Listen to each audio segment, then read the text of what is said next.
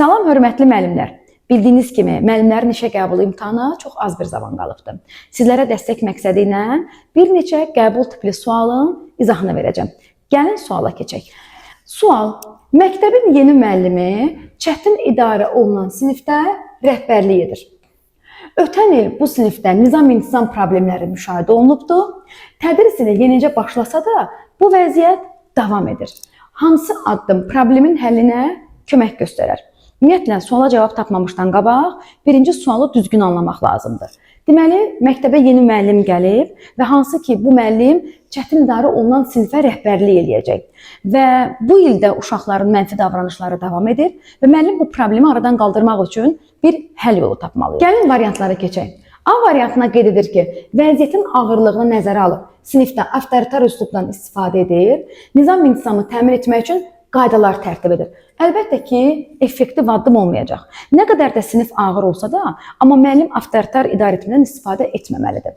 Şagirdlərlə bir yerdə qaydaları tərtib eləməlidir. O baxımdan burada müəllim avtoritar idarəetmədən istifadə eləməsi, tədris ili başlayan kimi qayda qoyması effektiv olmayacaq. Bu bəlkə də daha mənfi təsir göstərə bilər şagirdlərə. Digər variantı.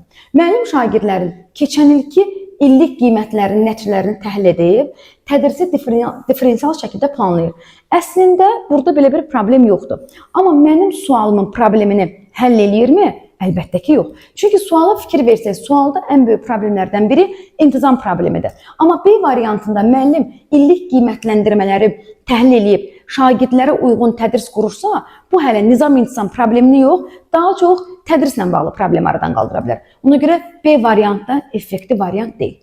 C variantı: müəllim bir müddət şagirdləri müşahidə edib, daha intizamlı şagirdlərlə birlikdə sinif üçün qayda tərtib eləyə bilər.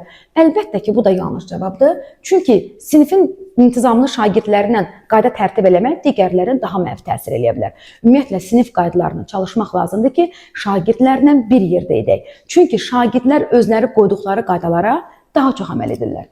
Keçək digər variantı. Müəllim dərs zamanı şagirdlərə daha çox tapşırıq verərək məsuliyyət hissini artırmağa çalışır. Bu da əlbəttə ki, yanlış cavabdır. Çünki daha çox tapşırıq vermək hələ nizam-intizam problemini aradan qaldırmayacaq. Daha çox tapşırıq vermək bir növ məsuliyyətlə bir bağlı yoxdur. Ümumiyyətlə, yanlış fikirdir, götürmürük. Y variantı: müəllim dərsin ilinin əvvəlində sinifdə ortaq dəyərlər və dəstəkləyici mühit formalaşdırmaq üçün ciddi addımlar atır. Əlbəttə ki, ən yaxşı cavab Y variantı və doğru cavabdır. Nəyə görə? Çünki tədris ilinin əvvəlində müəllim bu cür çətin sinifə dərs keçməyə başlayırsa, mütləq şəkildə şagirdləri bir-birinə bağlayan fəaliyyətlər eləyə bilər. Məsələn, buzqıran fəaliyyəti eləyə bilər və yaxud da sinifi bir-birinə bağlayan ortaq dəyərlər yarada bilər. Həmçinin şagirdləri dəstəkləyici mühit nə idi? Sağlam psixoloji mühit. Yəni, sinifdə əgər ciddi nizam-intizam pozuntusu varsa, deməli sağlam mühit yoxdur. Və müəllim dəstəkləyici mühiti qurmaq üçün bir neçə addım atması daha məsləhətlidir. 5 cavabdan ən yaxşı və sualın probleminin ən uyğun cavabı əlbəttə ki, Y variantıdır. Belə müəllimlər, sizlərlə bir yerdə qəbul tipli bir sualın izahına baxdıq. Növbəti suallarda görüşərik.